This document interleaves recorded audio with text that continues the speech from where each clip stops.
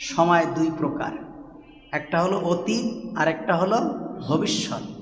বর্তমান বলে কিছুই নেই, কারণ এখন যেটা বলছি 1 সেকেন্ডের মধ্যে সেটা কি হয়ে যাচ্ছে? অতীত হয়ে যাচ্ছে। এখন যেটা বলছি 1 সেকেন্ডের মধ্যে সেটা অতীত হয়ে যাচ্ছে। বর্তমান বলে কিছু নেই।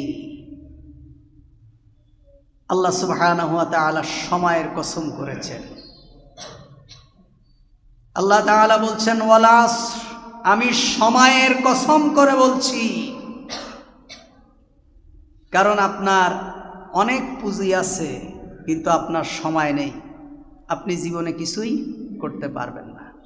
কিন্তু আপনার জীবনের সময় আছে, আপনার কিছুই নেই, পুঁজি নেই, মেধা নেই, শিক্ষাগত যোগ্যতা নেই, কিন্তু আপনার সময় আছে।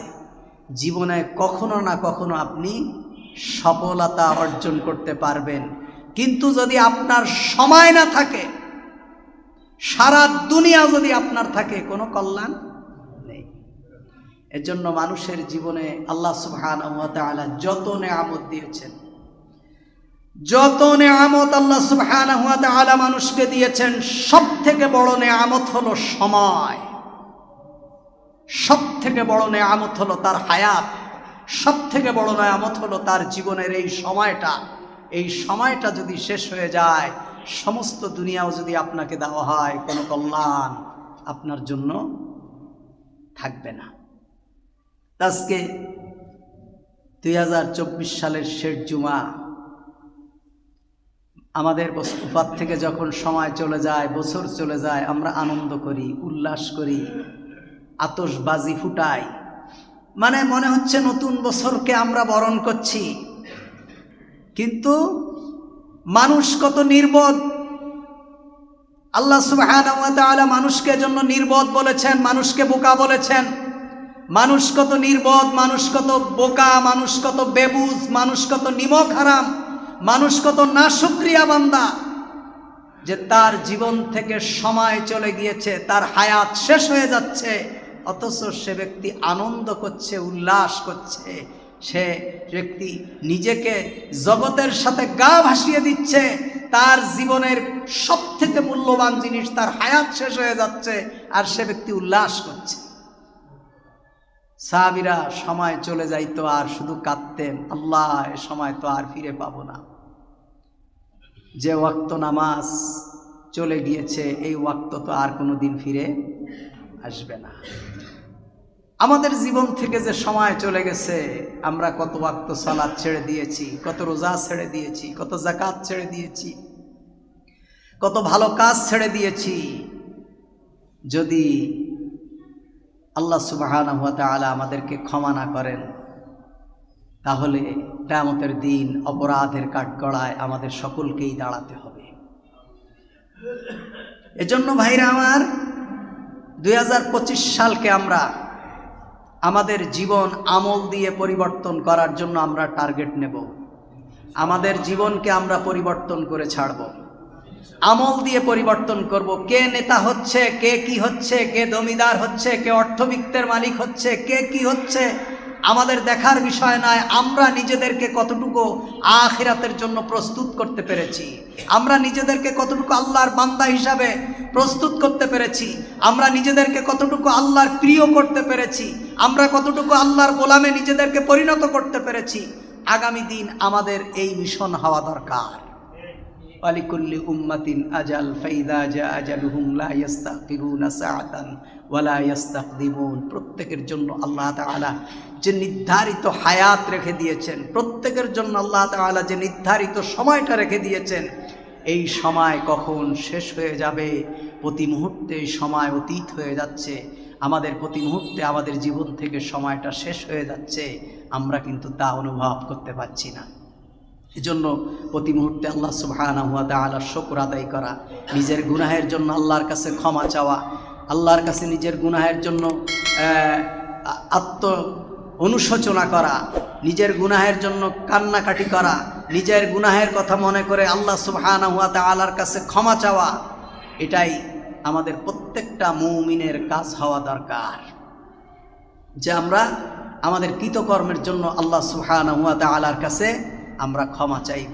নবী করিম সাল্লাল্লাহু আলাইহি ওয়াসাল্লাম বলছেন, লা তাজুলু কদামা ইবনে আদম ইয়াউমাল কিয়ামা হাত্তা ইউসালু আন খামস। আল্লাহর কোনো বান্দা, কোনো মানুষ কিয়ামতের দিন এক কদম সামনের দিকে অগ্রসর হতে পারবে না যতক্ষণ পর্যন্ত সে 5টি প্রশ্নের উত্তর না দেবে। তার মধ্যে একটি হলো আন উমরিহি ফিমা আফনা, তোমার জীবনের হায়াত তুমি কোন রাস্তায় শেষ করেছো। তোমাকে যে 30 বছর, 40 বছর, 50 বছর, 60 বছর, 70 বছর, 80 বছর যে হায়াত দিয়েছি, এই হায়াতটাকে, এই সময়টাকে তুমি কোন রাস্তায় ব্যয় করেছো? তোমার এই সময়টাকে তুমি কোন রাস্তায় খরচ করেছো? তোমার এই সময়টাকে তুমি কিসের পিছনে খরচ করেছো? আল্লাহ সুবহানাহু ওয়া তাআলা তার বান্দাদের কাছ থেকে প্রতিটা মুহূর্তের হিসাব নেবেন। আমরা আমাদের হায়াতকে কোথায় কাটিয়েছি? এজন্য আগামী দিন অন্তত আমরা যতদিন আল্লাহ সুবহানাহু ওয়া তাআলা আমাদেরকে বাঁচিয়ে রাখেন, আমাদের নিজেদেরকে পরিবর্তন করতে হবে। নিজেরা কিসে পরিবর্তন হতে পারি, নিজেরা কিভাবে আল্লাহর বান্দা হতে পারি, নিজেরা কিভাবে আল্লাহর প্রিয় হতে পারি, নিজেরা কিভাবে আল্লাহর প্রিয় হতে পারি, আমরা নিজেরা কিভাবে নিজেদেরকে পরহেজগার মুত্তাকি হিসাবে তৈরি করতে পারি, কিভাবে নিজেদেরকে জান্নাতি মানুষ হিসাবে তৈরি করতে পারি, এটাই হতে হবে আমাদের আগামী দিনের মিশন। আল্লাহ তাআলা আমাদেরকে কবুল করুক, আমাদেরকে ক্ষমা করুক। এবং এই বাকি যে কয়দিন আছে, এই কয়দিন চেষ্টা করবেন বেশি বেশি নফল সলাত আদায় করার জন্য, ফরজ সলাতের পরে, আর আল্লাহর কাছে ক্ষমা চাওয়ার জন্য যে আল্লাহ বিগত বছরগুলোতে কত অপরাধ করেছি, আল্লাহ বিগত বছরগুলোতে কত তোমার নাফরমানি করেছি, বিগত বছরগুলোতে কত তোমার সাথে দুশ্মনী করেছি, বিগত বছরগুলোতে কত তোমার নিমক হারামি করেছি। রব্বুল আলামিন, এর জন্য আমি তোমার কাছে ক্ষমা চাচ্ছি। তুমি আমাদেরকে ক্ষমা করে দাও, তুমি আমাদেরকে মাফ করে দাও, আমাদের পরিবারকে মাফ করে দাও, পৃথিবীর সকল মুসলমানদেরকে আল্লাহ তুমি মাফ করে দাও। এইভাবে আল্লাহ সুবহানাহু ওয়া তাআলার কাছে অতীতের জন্য অনুশোচনা করা এবং অতীতে যত পাপ করেছি, শিরিক করেছি, এগুলো থেকে আল্লাহ তাআলার কাছে নিজেকে সঁপে দেওয়া এবং অনুতপ্ত হওয়া। আগামী দিনগুলো যে আল্লাহ তাআলা আমাদেরকে ইমানের উপরে টিকায় রাখেন, ইমানের উপরে চলতে পারি, এজন্য আল্লাহ তাআলার কাছে ওয়াদা করা। আমরা বিগত জুমায় বলছিলাম যে আমরা অনেক শিরিকের মধ্যে আমরা নিজেদেরকে জড়িয়ে ফেলেছি, আমরা জানি না। কিছু কিছু শিরিক আছে যেগুলোকে আমরা শিরিক মনে করি না। আমরা অনেক দিন, অনেক মাস, অনেক সময়কে কল্যাণ অকল্যাণ মনে করি। অমুক দিনে বিবাহ দেওয়া যাবে না, অমুক দিনে অমুক কাজ করা যাবে না, অমুক দিনে এটা করা যাবে না। এটা মনে করা হলো শিরক। কোনো জিনিসকে শুভ অশুভ লক্ষণ মনে করা শিরক, কোনো কিছুকে শুভ অশুভ মনে করা শিরক। বাড়ি থেকে বের হয়ে অমুকের মুখ দেখলে অকল্যাণ হবে, অমুককে দেখলে অশুভ হবে, উপরে যদি কাক ডাকে অশুভ হবে, কুকুর দেখলে অশুভ হবে, এগুলো মনে করা হলো শিরক। কোনো কিছুর ভিতরে কল্যাণ অকল্যাণ নেই। অল কদরি খাইরি ওয়া শাররি মিনাল্লাহি তাআলা, সকল কল্যাণ এবং অকল্যাণের মালিক কে? আল্লাহ সুবহানাহু ওয়া তাআলা। আল্লাহর পক্ষ থেকে সকল কল্যাণ এবং অকল্যাণ। পৃথিবীর কোনো সৃষ্টিজীব মানুষের কল্যাণ এবং অকল্যাণ করতে পারে না। এদিকে আমাদেরকে খেয়াল রাখতে হবে। কোনো ইবাদত আল্লাহর জন্য করে অন্য কাউকে খুশি করা, কোনো ইবাদত আল্লাহর জন্য করে অন্য কাউকে খুশি করা। একজন ইমাম যদি মুনাজাত করে, সে যদি চিন্তা করে আমি যদি একটু মসজিদ কমিটির কথা বেশি বেশি বলি, মসজিদ কমিটি আমার ঘরে মনে হয় খুশি হবে। মুনাজাতটা করছে কার জন্য? কার জন্য করছে? কার কাছে করছে? কিন্তু মনে মনে আছে যে মুনাজাতটা যদি একটু কষে করতে পারি তাহলে মনে হয় মসজিদের মোতোয়াল্লি কিংবা সভাপতি, সেক্রেটারি একটু বেশি খুশি হবে। এ কথা মনে করা কি শিরক। এবং অধিকাংশ ক্ষেত্রেই মফস্সালের মসজিদগুলো মুয়াজ্জিন এবং ইমাম মুনাজাত যখন করে, মসজিদের কমিটিরে একেবারে চতুর্থ আসমানে পাঠায় দেয়। কারণ কি? এই এরকম যত কাজ, শুধু এটা না, যে কোনো কাজ, আপনি একজনের বাড়ি মিলাদ পড়তে গেলেন, সেখানে গিয়ে দেখা যাচ্ছে যে আপনি একেবারেই চোখের পানিতে আপনার কলিজা ভাসায় ফেললেন, অথচ আপনি সারা বছর জীবনে একবারও কাঁদেননি। তাহলে ওই মসজিদ কমিটিকে ওই মিলাদওয়ালা বাড়ির উপঢৌকন বেশি পাওয়ার জন্য আর যার বাড়ি মিলাদ পড়াচ্ছেন সে খুশি হওয়ার জন্য আপনি কি করলেন? ইবাদত করলেন। এটা হলো শিরক। এটা কি? শিরক। এইভাবে যত ধরনের ইবাদত আছে, যেই ইবাদতের মধ্যে মনে হবে আপনিও খুশি, আল্লাহও খুশি, জনগণও খুশি, সেই ইবাদত শিরক। কোনো ইবাদত জনগণ খুশি করার জন্য করা যাবে না। কোনো ইবাদত জনগণ খুশি করার জন্য করা যাবে না। অমুক কাজ করলাম জনগণের খুশির জন্য, অমুক কাজ করলাম জনগণের খুশির জন্য, কারো খুশির জন্য কোনো ইবাদত হবে না।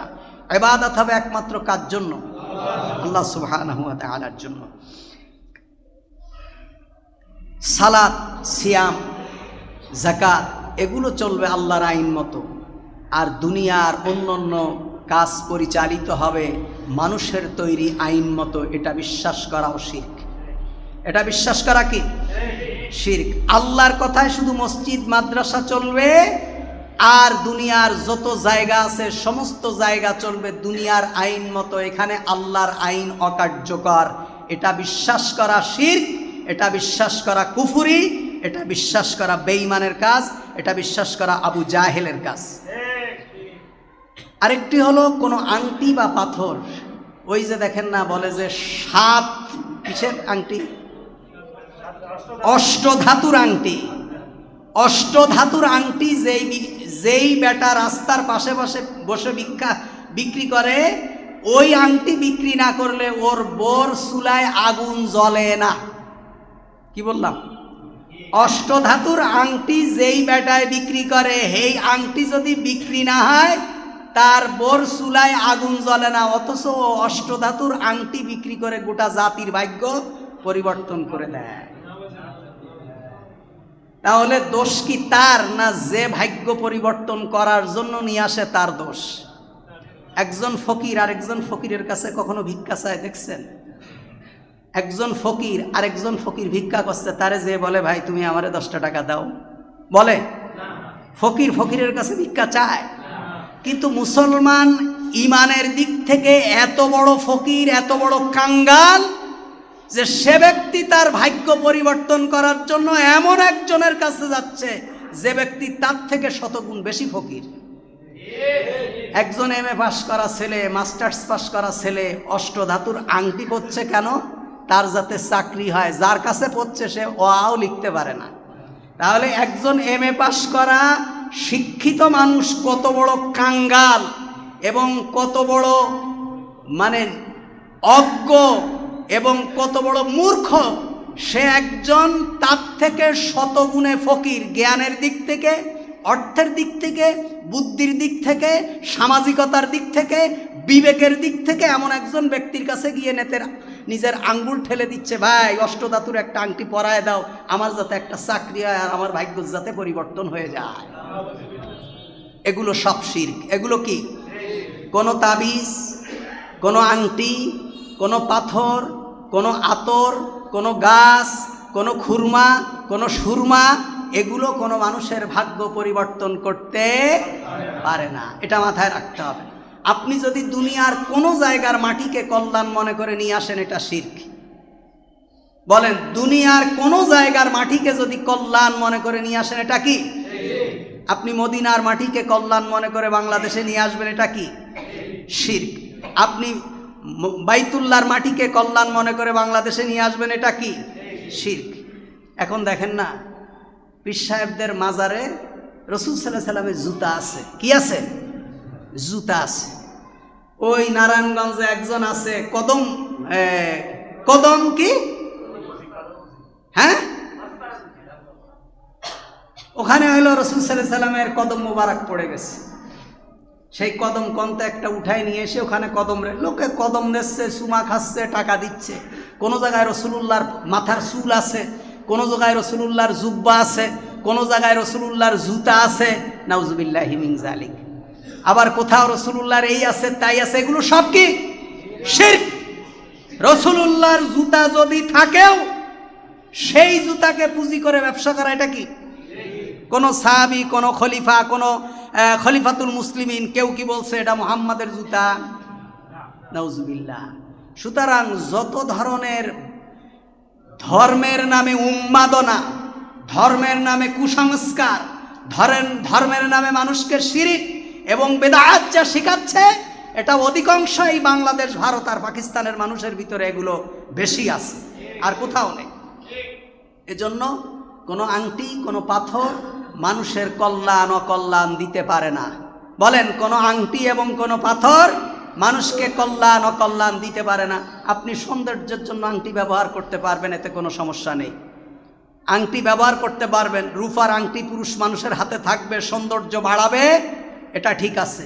কিন্তু এই আংটি, অষ্টধাতের আংটি, অমুক পাথরের আংটি আপনার কল্যাণ এনে দিতে পারবে, আপনার ভাগ্য পরিবর্তন করে দিতে পারবে, আপনার তকদিরকে পরিবর্তন করে দিতে পারবে, আপনার জীবনের এই অনেক কিছু দূর করে দিতে পারবে, এগুলো বিশ্বাস করা, এগুলো কি শিরক। খবরদার, এই ধরনের কোনো শিরকের সাথে আমরা জড়াবো না। তাসাউফ এবং পীরের কল্পনা করে মোরাকাবা করা, নিজের দিলকে নরম করেন, নিজের পীর সাহেবের ছবিকে নিজের বুকে ধারণ করেন, পীরের দিকে মোতাওয়াজ্জু হন, চক্ষুকে বন্ধ করেন, আল্লাহ আল্লাহ জিকির করেন। এই শিক্ষা, এই তাসাউফের শিক্ষা দরবারগুলোতে দেওয়া হয় কিনা? আপনি যদি বলেন আমার বাবার এই কল্পনা আমি করছি, আমার বাবা আমার এখন ধ্যানের মধ্যে আছে, আমি চোখ বন্ধ করলে আমার মৃত্যু বাবাকে দেখতে পাচ্ছি, ইয়া আল্লাহ, ইয়া রহমান, ইয়া রহিম, আপনি মুশরিক। আপনি কি? আপনি কি? পৃথিবীর কারো কল্পনা করে, কারো ধ্যান করে, কারো ছবি নিজের মোরাকাবায় নিয়ে এসে নিজে কারো ছবির দিকে মোতাওয়াজ্জু হওয়া, এটা হলো সম্পূর্ণ শিরক। এই শিরকগুলো আজকে আমাদের তাসাউফ তথা সুফিবাদীর নামে এগুলো আমাদেরকে সমাজে শেখানো হচ্ছে। খবরদার, এগুলো থেকে আমাদেরকে বাঁচতে হবে। ছোট ছোট বিষয় আমরা বুঝতে পারি না, এগুলো আমাদেরকে শিরক। তাসাউফের এই শয়তানি, এগুলো থেকে জাতিকে বের করা দরকার। কোনো বিপদে পড়লে আপন পীরের নাম ধারণ করা। যখন কেউ বোঝা উঠায়, ইয়া আলী, শুনছেন? এখন তো কম বলে, আগে যখন এখন তো ক্রেন দিয়ে কাঠ উঠায়। আগে যখন বড় বড় কাঠগুলো কাটতো, আমরা ছোট ছিলাম, কাঠের ভিতরে বাঁশ দিয়ে যখন দড়ি ধরে টানতো, হ্যাকসা এরম বলতো না, ইয়া আলী, ইয়া আলী, শিরক। এটা কি? এটা হলো শিয়াদের মতবাদ। এটা কাদের মতবাদ?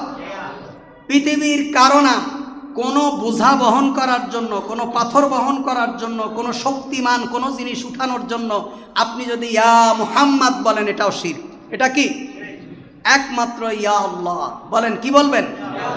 আল্লাহ ছাড়া আর কারো নাম নেওয়া কি শিরক। আপনি বলবেন আব্দুল কাদের জিলানী, অনেকে দেখবেন কোনো বিপদে পড়লে ইয়া রাসূলুল্লাহ, ইয়া আব্দুল কাদের জিলানী। আমরা এগুলো শুনি, রাস্তাঘাটে চলতে গেলে এগুলো শুনি, কোনো কাজ করতে গেলে, পড়ে গেছে গর্তে, অথবা কোনো সমস্যা হয়েছে, অথবা কিছু উঠাইতে গেছে, অথবা জরুরি কিছু হয়েছে, হায় আব্দুল কাদের জিলানী, হায় খাজা বাবা, হায় অমুক। এগুলো সম্পূর্ণ শিরক। এগুলো কি? আপনি এখন দুনিয়ার সামান্য বিপদে পড়ে বলছেন ইয়া আলী, সামান্য একটা বোঝা উঠাইতে যেয়ে বলছেন ইয়া আব্দুল কাদের জিলানী, সামনে হাজার একটা বোঝা উঠাইতে যেয়ে আপনি আপনার পীরের নাম নিচ্ছেন। আজাজিল যখন আপনার সামনে চলে আসবে, তখন আপনি কার নাম নিবেন? তখন আপনি এর নামই নিবেন, কারণ তখনও আপনার মুখ থেকে আল্লাহর নাম বের হবে না। খবরদার, আল্লাহ ছাড়া আর কারো নাম নিয়ে জিকির করা যাবে না। বলেন, আল্লাহ ছাড়া আর কারো নাম নিয়ে, মুহাম্মদ সাল্লাল্লাহু আলাইহি ওয়াসাল্লামের নামেও কোনো জিকির হবে না। বলেন, মুহাম্মাদের নামে দুরুদ হবে। কি হবে?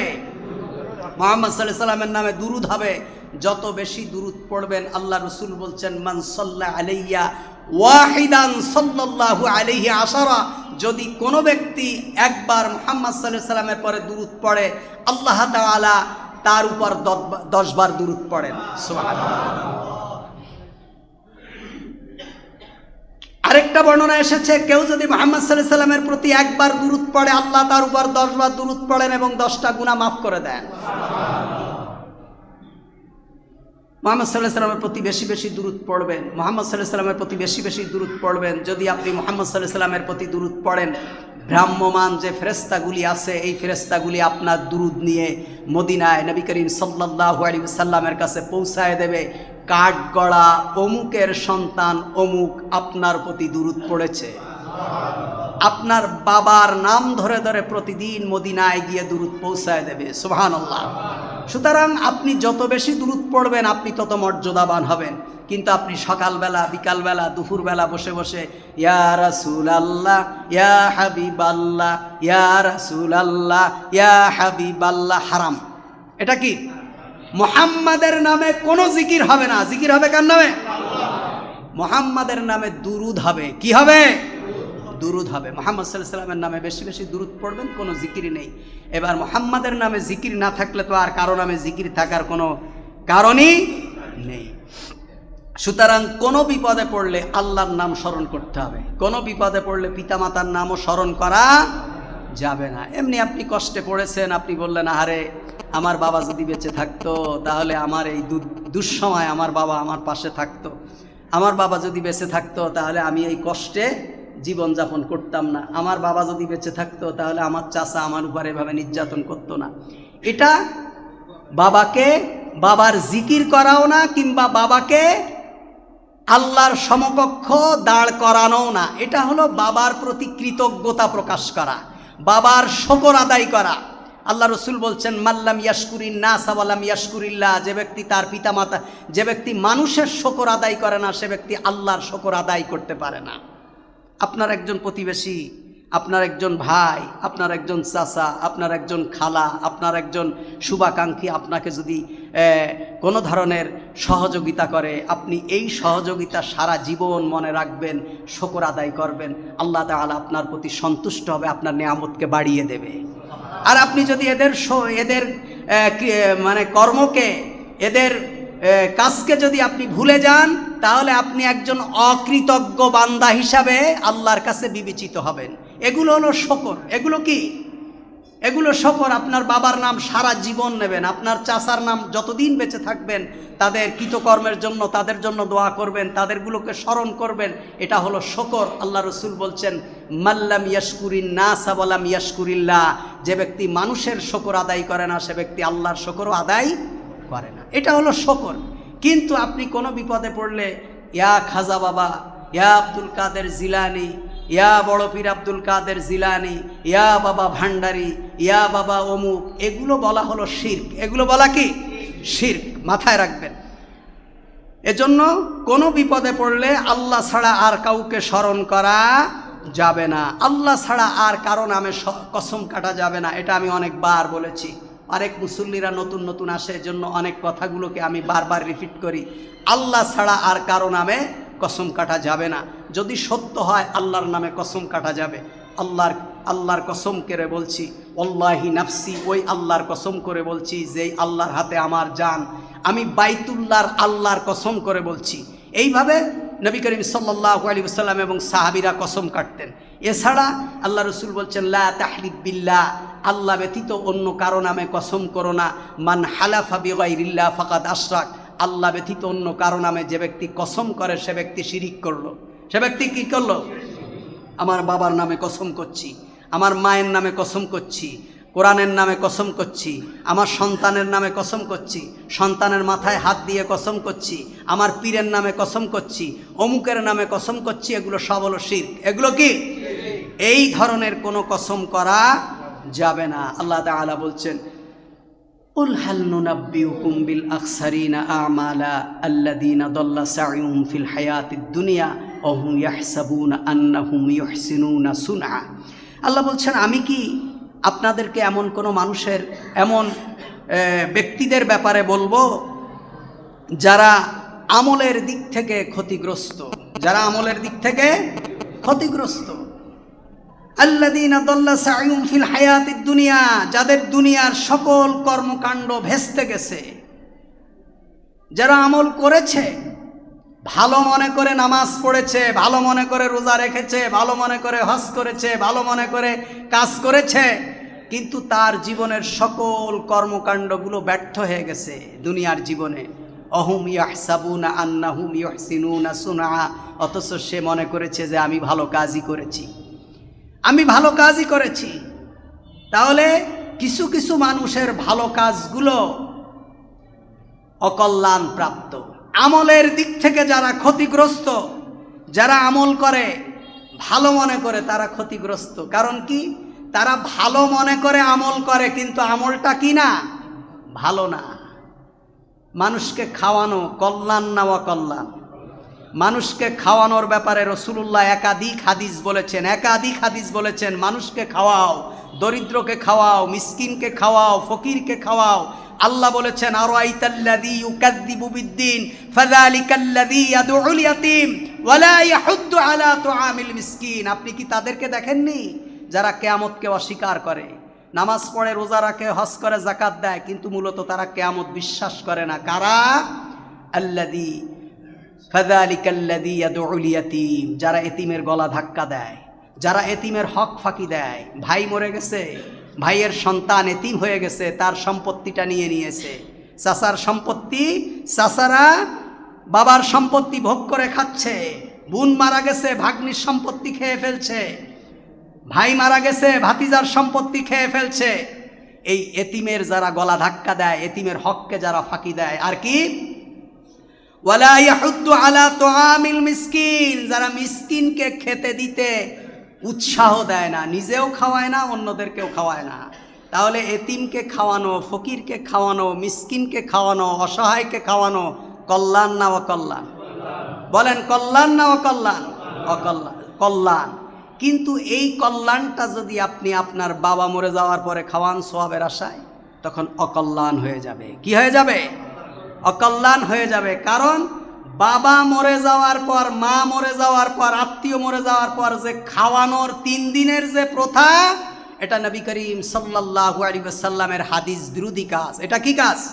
আপনি সারা বছর ফকিরকে খাওয়ান, সারা বছর মিসকিনকে খাওয়ান, সারা বছর খাওয়ান, কিন্তু 3 দিনে খাওয়াতে হবে।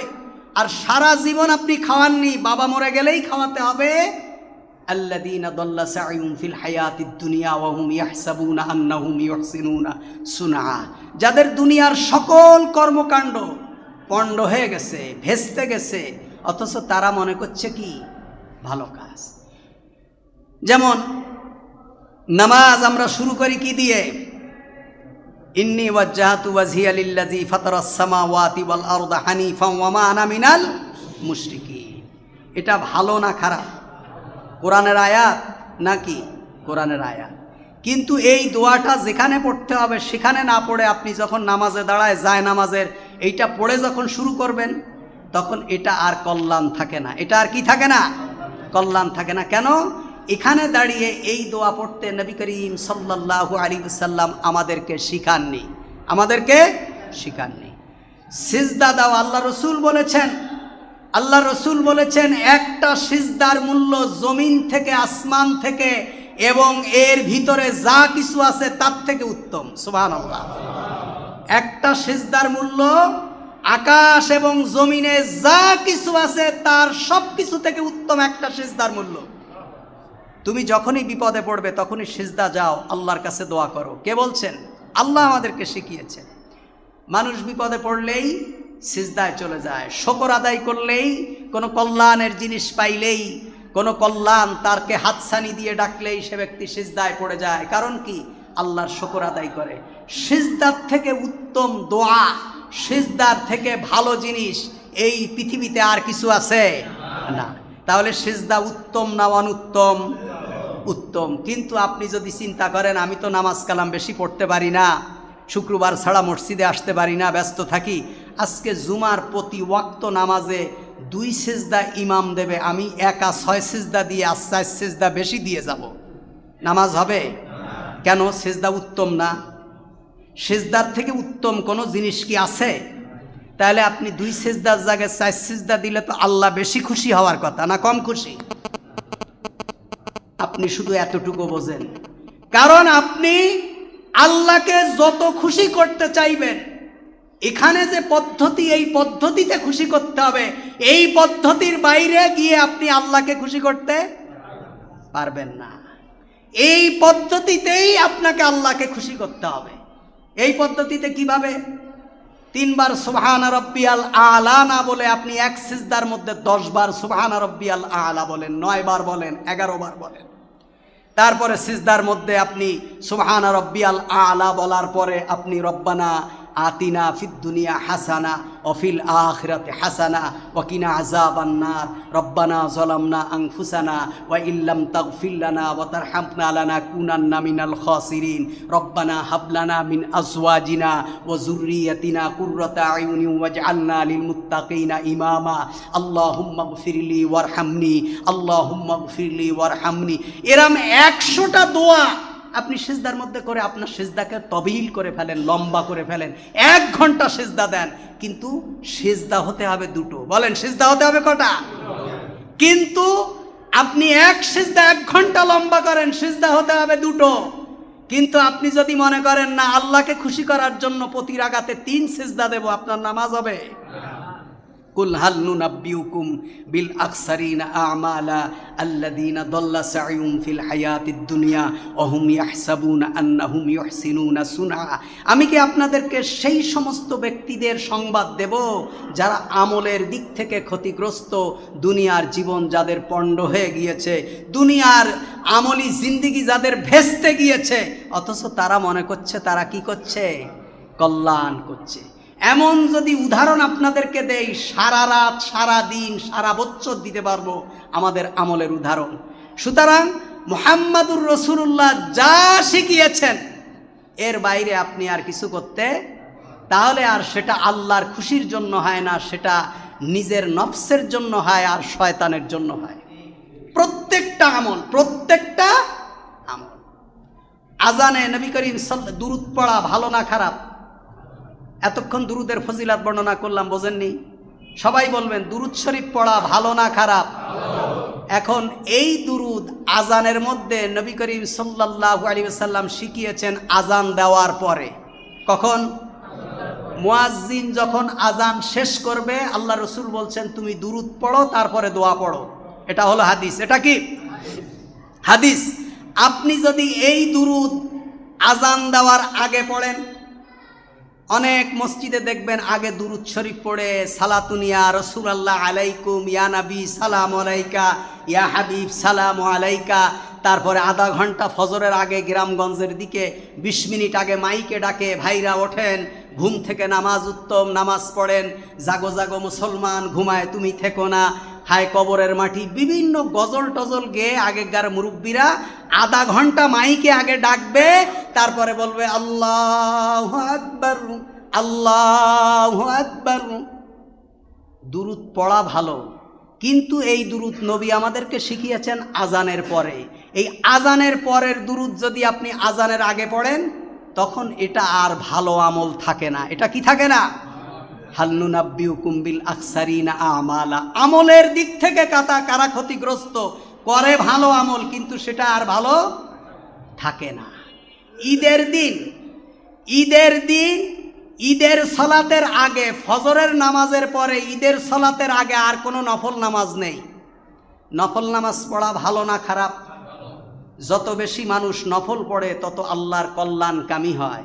মানুষ যত বেশি নফল পড়ে তত আল্লাহর নিকটবর্তী হয়। মানুষ যত নফল পড়ে তত বেশি বুজুর্গ হয়, তত মানুষ তাসকিয়াতুন নাফস, নিজের আত্মশুদ্ধি অর্জন করে, আত্মশুদ্ধি লাভ করে, নিজের অন্তকে আল্লাহর নিকটবর্তী করে দেয়। কিন্তু ফজরের নামাজের পরে ঈদের নামাজের আগে আপনি যদি চিন্তা করেন যে আজকে আমি বেশি আজকে ঈদগায় যে লোকে ওয়াজ শুনবে, আমি ওয়াজ শুনবো না, আমি শুধু নফল নামাজ পড়ব, তাহলে সেটা কি আর ভালো কাজ থাকে? কারণ কি? নবী করিম সাল্লাল্লাহু আলাইহি ওয়াসাল্লাম বলেছেন ফজরের পরে ঈদের সালাতের আগে আর কোনো নফল নামাজ নেই, আর কোনো নফল নামাজ নেই। আপনি যদি চিন্তা করেন আজকে সারা বাংলাদেশের মানুষের আমল নামায় শুধু খাওয়া লেখা আছে। আজকে সারা বাংলাদেশের 20 কোটি মানুষ শুধু খাচ্ছে, কেরামন কাতিবিন লেখছে যে শুধু খাচ্ছে। আমি একমাত্র আল্লাহর বান্দা হতে যাই যে আজকে ঈদের দিন আমি খাবো না, আমি শুধু রোজা থাকবো। আল্লাহ তাআলা অন্তত দেখবে যে এই 20 কোটি জনগণের মধ্যে কাঠগড়ায় অমুক জনগণটা আমার খুশিতে, আমার ভয়ে আজকে খাচ্ছে না, তার সামনে পোলাও বিরিয়ানি কোরমা আছে কিন্তু খাচ্ছে না। সওয়াব হবে না গুনাহ হবে? কেন? এখানে আল্লাহর নির্দেশ নেই। শুধু এতটুকু বোঝেন আপনি যত ভালো কাজ করবেন সেখানে যদি আল্লাহর নির্দেশ না থাকে তাহলে সেটা আর কি থাকে না, ভালো কাজ থাকে না। ওহুম ইয়াহসাবুনা আন্নাহুম ইউহসিনুনা সুনা। আপনি জিকির করতে করতে একেবারে গা ঘেমে গেছে, মাথার কাপড় পায়ে উঠে গেছে, পায়ের কাপড় পরার কাপড় নেই, আপনার কোনো এও নেই, আপনার পর্দা নেই, পুশিদা নেই, কোথায় চুল, কোথায় উজু আছে কি না, আপনি বিশাল জিকির করতে করতে একেবারে আপনার জীবন ফানাফিল্লা করে দিয়েছেন। কিন্তু এই জিকির নবী করিম সাল্লাল্লাহু আলাইহি ওয়াসাল্লাম আমাদেরকে শিখাননি। তাহলে এটা আর কি হতে পারে না, তখন সেটা আর ইবাদত থাকতে পারে না। এই জন্য আপনার প্রত্যেকটা কল্যাণ কাজ হতে হবে আল্লাহর খুশির জন্য। বলেন কার জন্য? আপনার প্রত্যেকটা কল্যাণের কাজ হতে হবে কার জন্য? পদ্ধতি হতে হবে কার? মুহাম্মাদুর রাসূলুল্লাহ সাল্লাল্লাহু। আপনি কাজ করেছেন আল্লাহর জন্য, কাজ করছেন কার জন্য? আল্লাহর জন্য। পদ্ধতিটা আপনার নিজের, পদ্ধতিটা আপনার পীর সাহেবের, পদ্ধতিটা আপনার হুজুরের, পদ্ধতিটা আপনার মসজিদের খতিবের, পদ্ধতিটা আপনার মুরব্বির, তাহলে সেটা আর ইবাদত থাকে না। আপনি লা ইলাহা ইল্লাল্লাহ পড়বেন, মুহাম্মাদুর রাসূলুল্লাহ পড়বেন না, তাহলে কি কালিমা হলো? কালিমা হলো না। যতক্ষণ পর্যন্ত আপনি মুহাম্মাদুর রাসূলুল্লাহ সাল্লাল্লাহু আলাইহি ওয়াসাল্লাম না বললেন। গরু খাওয়া যাবে, উট খাওয়া যাবে, খাসি খাওয়া যাবে, এটা খাওয়াটা এটা কার পদ্ধতি? এটা হালাল কার? হুকুম কার? আল্লাহর। বিসমিল্লাহ আল্লাহু আকবার বলে জবাহ দেওয়া এই পদ্ধতিটা কার? মুহাম্মাদুর। এখন গরুটা যদি আপনি হালাল পাওয়া গেছে, কিন্তু পদ্ধতি যদি আপনি মুহাম্মাদের অ্যাপ্লাই না করে নিজের পদ্ধতি করেন, সেটা কি হবে? হারাম হবে। কিন্তু শুয়োর খাওয়া যাবে না, এটা কার হুকুম? এই আল্লাহর হুকুম লঙ্ঘন করলেন। একটা শুয়ারে যদি আপনি বিসমিল্লাহ আল্লাহু আকবার বলে মুহাম্মাদের পদ্ধতিতে জবাই করেন, খাওয়া যাবে? কেন যাবে না? এর কারণ হলো যেখানে আল্লাহ পাওয়া যাবে সেখানে মুহাম্মদ সাল্লাল্লাহু আলাইহি সাল্লাম থাকা লাগবে, উপস্থিত। আপনার ব্যক্তি জীবন, আপনার পারিবারিক জীবন, আপনার অর্থনৈতিক জীবন, আপনার রাষ্ট্রীয় জীবন, আপনার সালাত, আপনার সিয়াম, আপনার দুরুদ, আপনার কিয়াম, আপনার জিকির, সব কিছুতে যেখানে আল্লাহ থাকা লাগবে সেখানে মুহাম্মদ সাল্লাল্লাহু আলাইহি সাল্লাম থাকা লাগবে। যদি কোনো ইবাদতের মধ্যে আল্লাহ থাকে এবং মুহাম্মদ সাল্লাল্লাহু আলাইহি ওয়াসাল্লাম যদি উপস্থিত না থাকে, তাহলে সেটা আর কল্যাণ থাকে না। এজন্য ভাইরা আমার, আমরা বিগত দিনে যত গুনাহ করেছি, যত অপরাধ করেছি, আমাদের উপর থেকে একটি বছর অতিবাহিত হয়ে গিয়েছে। আমরা বেশি বেশি আল্লাহর কাছে দোয়া করব, আল্লাহর কাছে বেশি বেশি ক্ষমা চাইব, আল্লাহর কাছে নিজের চোখের পানি ফেলব, নিজের গুনাহের জন্য অনুতপ্ত হব। আগামী দিনগুলোতে যাতে আমরা আল্লাহর প্রিয় বান্দা হতে পারি, আল্লাহ যাতে আমাদেরকে কবুল করে, সেজন্য আমাদেরকে বেশি বেশি আল্লাহ তাআলার দরবারে দোয়া করা। আল্লাহ তাআলা বলছেন, ফামান ইয়ামাল মিসকালা যাররাতিন খায়রান ইয়ারা ওয়া মান ইয়ামাল মিসকালা যাররাতিন শাররান ইয়ারা। যে ব্যক্তি জাররা পরিমাণ, সরিষার দানা পরিমাণ একটা ভালো কাজ করবে, কিয়ামতের দিন সে তা দেখতে পাবে। আর যে ব্যক্তি একটা সরিষার দানা পরিমাণ খারাপ কাজ করবে, কিয়ামতের দিন সেও তা দেখতে পাবে। যেটাকে আপনি দুনিয়ায় কোনো কল্যাণ মনে করেন না, যেটাকে দুনিয়ায় আপনি ভালো কাজ মনে করেন না, যেটাকে দুনিয়ায় আপনি বেশি গুরুত্বই দেন না, এমন ছোট একটা ভালো কাজও যদি আপনি করেন যেটার কোনো মূল্য আপনার কাছে দুনিয়ায় তেমন নেই, কিয়ামতের দিন আপনি তা দেখতে পাবেন। এবং এই ছোট কাজটাকে আল্লাহ তাআলা আপনার কিয়ামতের দিন নাজাতের উসিলা বানিয়ে দিতে পারে। দুনিয়ায় যেটাকে আপনি গুনাহ মনে করেন না, যেটাকে গুনাহ মনে হয় না, যেটা করলে মানুষ গুনাহগার বলে না, যেটা করলে মানুষ ঘৃণা করে না, যেটা করলে মানুষ আপনাকে সমাজচ্যুত করে না, যেটাকে কোনো গুনাহই মনে হয় না, এমন ছোট একটা গুনাহ যদি আপনি করেন, কিয়ামতের দিন এই ছোট গুনাহটাও আপনি দেখতে পাবেন। আর এই ছোট গুনাহের কারণেও আল্লাহ তাআলা আপনাকে জাহান্নামে দিয়ে দিতে পারেন। এজন্য কোনো ছোট গুনাহকে ছোট মনে করা যাবে না, কোনো ছোট অপরাধকে ছোট মনে করা যাবে না, কোনো ছোট পাপকে ছোট মনে করা যাবে না, ছোট গুনাহকে কখনো ছোট মনে করা যাবে না, কোনো সামান্য নেকিকে, কল্যাণকেও ছোট মনে করা যাবে না, সামান্য সওয়াবকেও অকল্যাণ মনে করা যাবে না। ছোট হোক বড় হোক, ফামান ইয়ামাল মিসকালা যাররাতিন খাইরান ইয়ারা ওয়া মান ইয়ামাল মিসকালা যাররাতিন শাররান ইয়ারা। আল্লাহ তাআলা বলছেন, তুমি যদি সামান্য পরিমাণ সরিষার দানা পরিমাণ কোনো কল্যাণ করো, কিয়ামতের দিন তুমি তা দেখতে পাবে। আর সামান্য পরিমাণ সরিষার দানা পরিমাণ কোনো অকল্যাণও যদি তুমি করো, কোনো গুনাহ যদি তুমি করো, তুমি তা দেখতে পাবে। এজন্য ছোট ছোট গুনাহ থেকে বেঁচে থাকা। আল্লাহ রাসূল সাল্লাল্লাহু আলাইহি ওয়াসাল্লাম আয়েশা রাদিয়াল্লাহু তাআলা আনহাকে বলছেন, ইয়া আয়েশা ইত্তাকি ইহকারাতিজ যুনুব। হে আয়েশা, ছোট ছোট গুনাহ থেকে তোমরা বেঁচে থাকো। আয়েশা, ছোট ছোট গুনাহ থেকে বেঁচে থাকো। হে আয়েশা, ছোট ছোট গুনাহ থেকে বেঁচে থাকো।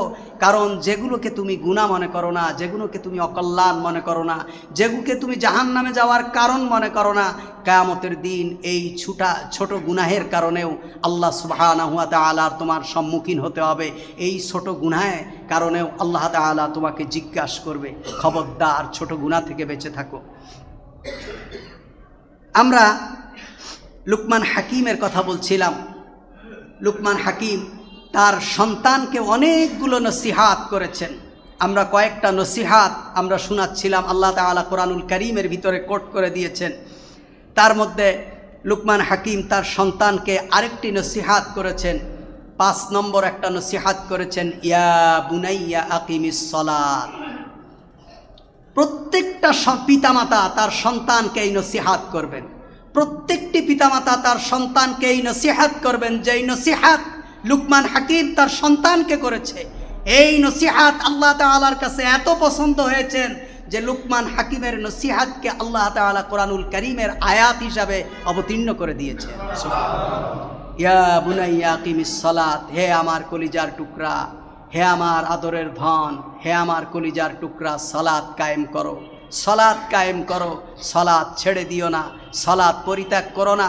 আল্লাহর হাবিব সাল্লাল্লাহু আলাইহি ওয়াসাল্লাম বলছেন, মুরু আওলাদাকুম বিস-সালাত ওয়া হুম আবনাউ 7 সিনিন অদ্রিবুহুম আলাইহা ওয়া হুম আবনাই 10 ওয়াফাররিকু বাইনাহুম ফিল মাজাজি'। আল্লাহর হাবিব সাল্লাল্লাহু আলাইহি ওয়াসাল্লাম বলছেন, ও যুবকেরা, ও মানুষেরা, শোনো, তোমাদের সন্তানদেরকে 7 বছর হলে নামাজের হুকুম দাও। 7 বছর হলে তোমাদের সন্তানদেরকে নামাজের হুকুম দাও। 7 বছর হলে তোমাদের সন্তানদেরকে নামাজের হুকুম দাও। নামাজ পরিত্যাগ করার অপরাধে 10 বছর হলে তাদেরকে প্রহার করো। 10 বছর বয়সে যদি তারা সালাত আদায় না করে তাহলে তাদেরকে প্রহার করো। অদ্রিবুহুম আলাইহা ফিল মাজাজি'। এবং 10 বছর বয়স হলে তাদের বিছানাকে পৃথক করে দাও। তাহলে আমাদের সন্তানদেরকে আমরা 7 বছরের সালাতের নসিহাত করব। আমি মসজিদে বলেছিলাম, আপনারা আপনাদের সন্তানদেরকে নিয়ে আসবেন, আপনারা আপনাদের সন্তানদেরকে হাত ধরে মসজিদে নিয়ে আসবেন। প্রত্যেক বাবার ডান হাত এবং বাম হাতে তাদের সন্তান থাকবে, সন্তানদেরকে মসজিদে নিয়ে আসবেন। যদি 10 বছর হয়, আপনার সন্তানরা যদি সালাত পরিত্যাগ করে 10 বছর হলে, তাহলে তাদেরকে প্রহার করতে হবে। সালাত পরিত্যাগ করার অপরাধে তাদেরকে মারতে হবে, তাদেরকে শাসন করতে হবে। তারপরেও আল্লাহর বিধান যেন তারা লঙ্ঘন না করে, এ ব্যাপারে খেয়াল রাখতে হবে। খবরদার।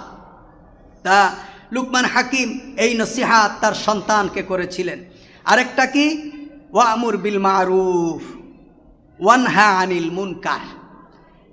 সন্তানকে 6 নম্বর নসিহাত করেছিলেন, ও আমার সন্তান, মানুষদেরকে সৎ কাজের আদেশ দেবে, মানুষদেরকে কল্যাণের দিকে ডাকবে, মানুষদেরকে ভালো কাজের আদেশ দেবে, মানুষদেরকে সালাতের কথা বলবে, মানুষদেরকে সিয়ামের কথা বলবে, মানুষদেরকে যাকাতের কথা বলবে, মানুষদেরকে কোরআনের কথা বলবে, মানুষদেরকে কোরআনের নসিহাত করবে, মানুষদেরকে ভালো ভালো কথা বলবে, মানুষদেরকে সুদ থেকে বিরত থাকতে বলবে, মানুষদেরকে মিথ্যা ছেড়ে দিতে বলবে। অমর বিল মারুফ, মানুষদেরকে কল্যাণের দিকে ডাকবে। আর কি, ওয়ানহা আনিল মুনকার, অকল্যাণ থেকে মানুষকে নিষেধ করবে। অন্যায় করা যাবে না, সালাত ছেড়ে দেওয়া যাবে না, যাকাত ছেড়ে দেওয়া যাবে না, হজ ছেড়ে দেওয়া যাবে না, মিথ্যা ছেড়ে দিতে হবে, অন্যায় ছেড়ে দিতে হবে, সুদ ছেড়ে দিতে হবে, ঘুষ ছেড়ে দিতে হবে, জিনা ব্যভিচার ছেড়ে দিতে হবে, সমাজে যে অন্যায় অপকর্ম হচ্ছে এগুলোকে ছেড়ে দিতে হবে। সময়ের সাথে নিজেকে গা ভাসিয়ে দিলে হবে না, নিজের গাকে সময়ের সাথে ভাসিয়ে দিলে হবে না, নিজেকে আল্লাহর জন্য প্রস্তুত করতে হবে, আল্লাহর বান্দা হিসাবে নিজেকে প্রস্তুত করতে হবে। ওয়ানহা আনিল মুনকার, মানুষদেরকে এইভাবে বেশি বেশি বেশি বেশি সৎ কাজের আদেশ করা এবং অন্যায় থেকে মানুষদেরকে বিরত রাখা। পৃথিবীতে যত নবী এসেছেন, যত আল্লাহর মাহবুব বান্দা এসেছেন, যত আল্লাহর প্রিয় বান্দা এসেছেন, পৃথিবীতে যত কল্যাণকামী মানুষ এসেছেন, তারা সবাই মানুষদেরকে কল্যাণের দিকে ডেকেছেন, মানুষদেরকে ভালোর দিকে ডেকেছেন, মানুষদেরকে ভালোর দিকে নসিহাত করেছেন, মানুষদেরকে ভালো পথের দিকে আনার চেষ্টা করেছেন। আর যত ভালো ভালো মানুষ আছে, সমস্ত ভালো মানুষগুলো মানুষদেরকে অন্যায় থেকে দূরে রাখতে চেষ্টা করেছেন। আল্লাহ রাসূল সাল্লাল্লাহু আলাইহি ওয়াসাল্লাম বলছেন, মান রাআয়া মিনকুম মুনকিরান ফালিয়ুগাইয়ির বিয়াদি ফাইন লাম ইস্তাতি' ফাবিলিসানি ফাইন লাম ইস্তাতি' ফাবিকলবি যালিকা আযআফুল ঈমান। আল্লাহ রাসূল সাল্লাল্লাহু আলাইহি ওয়াসাল্লাম বলছেন, যদি তুমি কোনো খারাপ দেখো, তোমার চোখের সামনে যদি কোনো খারাপ হয়, তাহলে তুমি সেটা হাত দিয়ে প্রতিহত করো, হাত দিয়ে বাধা দাও। সমাজের মধ্যে যদি কোনো অন্যায় হয়, তুমি হাত দিয়ে বাধা দাও, এটা তোমার দায়িত্ব। কোনো খারাপ দেখে কেউ যদি চোখ বুজে থাকে, কোনো অন্যায় দেখে যদি আপনি চোখ বুজে থাকেন, কোনো অন্যায় দেখে যদি আপনি সহ্য করেন, আপনি কোনো অন্যায় দেখে যদি আপনার প্রতিবাদের ভাষা বের না হয়, তাহলে মনে করতে হবে আপনার ঈমান হলো নিভু নিভু ঈমান। নিভু নিভু। মুহাম্মদ সাল্লাল্লাহু আলাইহি সাল্লাম কেন খারাপ হলেন? মক্কার মানুষের কাছে মুহাম্মদ সাল্লাল্লাহু আলাইহি সাল্লাম কেন খারাপ হলেন? শুধু এতটুকু বোঝেন, মুহাম্মদ সাল্লাল্লাহু আলাইহি সাল্লামের থেকে ভালো মানুষ আর আছে? আমরা বলছি নেই, কিন্তু আমরা যতটুকু জোরে নেই বলছি কিংবা আত্মবিশ্বাসে নেই বলছি, এর থেকে শতগুণ আত্মবিশ্বাস নিয়ে তদানীন্তন সময়ের মক্কার কাফেরেরা বিশ্বাস করত যে মুহাম্মদ সাল্লাল্লাহু আলাইহি ওয়াসাল্লামের থেকে উত্তম মানুষ এই পৃথিবীতে আর নেই। কারণ মুহাম্মদ সাল্লাল্লাহু আলাইহি সাল্লামের তারা শিশুকাল দেখেছে, তারা যৌবনকাল দেখেছে, মুহাম্মদ সাল্লাল্লাহু আলাইহি সাল্লামের ব্যবসা দেখেছে, মুহাম্মদ সাল্লাল্লাহু আলাইহি সাল্লাম তাদের বন্ধু ছিল, তাদের সহপাঠী ছিল, তাদের খেলার সাথী ছিল। মুহাম্মদ সাল্লাল্লাহু আলাইহি সাল্লাম তাদের সাথে ব্যবসা করেছেন, তাদের পারিবারিক জীবন তাদের সাথে কাটিয়েছেন। মুহাম্মদ সাল্লাল্লাহু আলাইহি সাল্লামের জীবনের শুরু থেকে একটা একদম প্রাপ্ত বয়স পর্যন্ত 40 বছর পর্যন্ত তাদের সাথে কাটিয়েছেন। মুহাম্মদ সাল্লাল্লাহু আলাইহি সাল্লামের থেকে উত্তম মানুষ নেই, মুহাম্মদ সাল্লাল্লাহু আলাইহি সাল্লামের থেকে সত্যবাদী আর নেই। জীবনে কোনো মিথ্যা যাকে কখনো স্পর্শ করেনি। মুহাম্মদ সাল্লাল্লাহু আলাইহি সাল্লাম সেই মক্কার যাযাবর এরিয়ায়, যখন মক্কার মানুষের পেশাই ছিল লুণ্ঠন করে খাওয়া, মক্কার মানুষরা ছিল বর্বর অশিক্ষিত একটা জাতি। গোটা দুনিয়ার ভিতরে মক্কার মানুষরা ছিল একটা অশিক্ষিত বর্বর জাতি, যাদের কোনো রাষ্ট্র ছিল না, যাদের কোনো নেতা ছিল না, শুধু কওম ভিত্তিক ছিল। এখন যেমন দুনিয়া রাষ্ট্র প্রথা চালু হয়েছে, মক্কার মানুষগুলো গোত্র প্রথায় বিশ্বাস করত, রাষ্ট্র প্রথা ছিল না, একজনের কমান্ড তারা মানত না। এমন একটা জাতি সাথে মুহাম্মদ সাল্লাল্লাহু আলাইহি সাল্লাম বড় হয়েছেন, কিন্তু তার চরিত্রের মধ্যে বিন্দুমাত্র কোনো খারাপির আঁচ লাগেনি। কে বলেছেন? মক্কার মানুষেরাই স্বীকার করেছেন। কিন্তু সেই মুহাম্মদ সাল্লাল্লাহু আলাইহি সাল্লাম মক্কার মানুষের কাছে সব থেকে খারাপ হলেন কখন? যদি মুহাম্মদ সাল্লাল্লাহু আলাইহি সাল্লাম শুধু আমরু বিল মারুফ বলতেন, যে ভাই তোমরা কল্যাণ করো, খবরদার তোমরা জিনা করো না, মানুষের সম্পদ মেরে খেও না, মানুষের সম্পদ লুণ্ঠন করো না, তোমরা যে ডাকাতি করো ডাকাতি পেশা ছেড়ে দাও, এগুলো করো না, এই নসিহাত যদি শুধু মুহাম্মদ সাল্লাল্লাহু আলাইহি সাল্লাম করতেন, তাহলে মক্কার মানুষেরা মুহাম্মদ সাল্লাল্লাহু আলাইহি সাল্লামকে কি বলতেন? বলতেন, আমরা তো চাই আপনার মতো ভালো মানুষ হতে, কিন্তু হতে তো পাচ্ছি না, আমরা তো এত ভালো মানুষ হতে পাচ্ছি না। মুহাম্মদ সাল্লাল্লাহু আলাইহি সাল্লামের থেকে ভালো মানুষ আর? মুহাম্মদ সাল্লাল্লাহু আলাইহি সাল্লামকে খুব আদর করত। কারণ কি? চিন্তা করতো মুহাম্মদ সাল্লাল্লাহু আলাইহি সাল্লাম নসিহাত করছেন। আমাদের সমাজে যদি আপনি নসিহাত করেন, শুধু নসিহাত, দেখবেন যে খুব ভালো মানুষ। ইমাম যদি শুধু নামাজের ওয়াজ করে, আর নামাজের ওয়াজ করতে করতে, কবরের ওয়াজ করতে করতে, কাঁদতে কাঁদতে যদি একদম চোখ ভাসায় ফেলে, মুসল্লিরাও কান্দে, মুসল্লি কেউ অখুশি নেই। কিন্তু মুসল্লিদের মধ্যে যদি একজন তাগুতি থাকে, একজন যদি ভূমিদস্যু থাকে, একজন যদি ব্যাং ডাকাত থাকে, মুসল্লিদের মধ্যে একজন যদি পরের হক ফাঁকি দেওয়া থাকে, আর ইমাম যদি দাঁড়িয়ে বলে আরেকজনের জমি যে দখল করে সে যেন আবার মসজিদে না আসে, সে ব্যক্তি কিয়ামতের দিন জান্নাতে যাইতে পারবে না, তাহলে সেই ইমামের চাকরি থাকবে? এতদিন আমরু বিল মারুফ কবরের ওয়াজ করেছে আর কেন্দেছে, আর ইমাম সাহেবের পকেটে শুধু হাদিয়া ঢুকেছে। আর যখনই বলেছে আরেকজনের জমি দখল করা যাবে না, তখন হাদিয়ার পরিবর্তে যেই হাত দিয়ে হাদিয়া ঢুকছে সেই হাত ইমামের কান পাট্টি গরম করে ফেলেছে চড় মেরে। কারণ কি? কারণ হলো আমরু বিল মারুফে কেউ অখুশি না। মুহাম্মদ সাল্লাল্লাহু আলাইহি ওয়াসাল্লাম যদি শুধু আমরু বিল মারুফ করতেন, মক্কার সামনে বসে বসে যদি লা ইলাহা ইল্লাল্লাহ জিকির করতেন, তাহলে হাদিয়া তোফা আসতো। যখনই মুহাম্মদ সাল্লাল্লাহু আলাইহি ওয়াসাল্লাম বললেন খবরদার আল্লাহ ছাড়া আর কাউকে ইলা মানা, তোমরা যে ৩৬০টা মূর্তির ইবাদত করছো, এই ৩৬০টা মূর্তির কোনো ক্ষমতা নেই যে তোমাদের কোনো কল্যাণ কিংবা অকল্যাণ করতে পারে। এই ওয়ানাহা আনিল মুনকার বলার সাথে সাথে উটের পচা ভুড়ি মুহাম্মদ সাল্লাল্লাহু আলাইহি সাল্লামের মাথার উপর, পাথরের আঘাত মুহাম্মদ সাল্লাল্লাহু আলাইহি সাল্লামের পিঠের উপর। মুহাম্মদ সাল্লাল্লাহু আলাইহি সাল্লাম এই আয়াতের তাফসীর ইনশাআল্লাহুল আজিজ আল্লাহ তাআলা যদি চান তাহলে ইনশাআল্লাহ পরবর্তীতে জুমায় দেব। তবে আগামী জুমা তো আমি আবার থাকবো না, মাসের প্রথম জুমা ইনশাআল্লাহ আমি পূর্বাচলে খুতবা দেব। দ্বিতীয় জুমা ইনশাআল্লাহ আল্লাহ তাআলা যদি তৌফিক দান করেন, আমিন। সুবহানাকাল্লাহুম্মা বিহামদিক আশহাদু আল্লা ইলাহা ইল্লা আনতা আস্তাগফিরুকা